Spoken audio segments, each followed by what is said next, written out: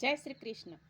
દુનિયામાં એક જ વસ્તુને રિસાયકલ કરી શકાતી નથી, અને એ છે આપણો વેડફી નાખેલો સમય.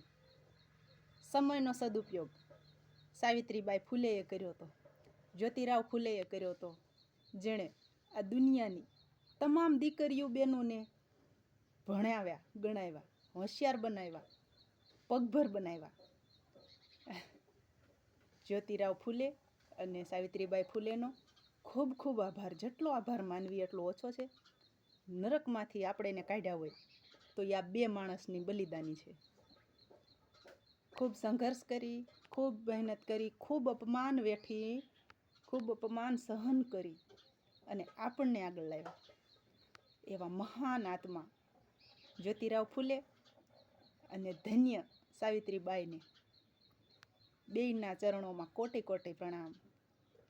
આજે એ ન હોત ને તો આજે આ હું જે તમારી સામે આવું છું એ ન આવી શકતી હોત, ચાર ખૂણામાં બંધ હોત. આજની દીકરી ચંદ્ર ઉપર જાય છે, વૈજ્ઞાનિક બને છે, પાયલોટ બને છે.